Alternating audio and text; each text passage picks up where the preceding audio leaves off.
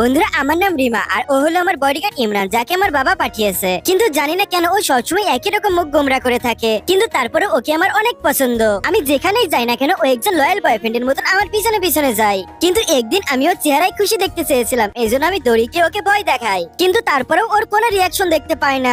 আমি যেখানেই যাইতাম না কেন ইমরান সবসময় আমার কেয়ার করতো এবং কি ওকে অনেকটা কুল মনে হতো।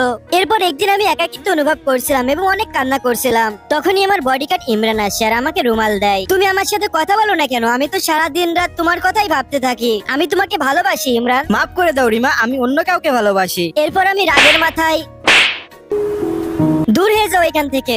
এর কয়েক বছর কেটে যায়, আমি গ্রাজুয়েশন কমপ্লিট করে বাসায় ফিরছিলাম। তখনই আমার বডিগার্ড আর আমি ওর উপরে রাগ করে গাড়িতে বসতেই যাচ্ছিলাম। তখনই আমার বডিগার্ড ইমরান চলে আসে আর আমার হাত ধরে এখান থেকে ভাগিয়ে নিয়ে চলে যায়।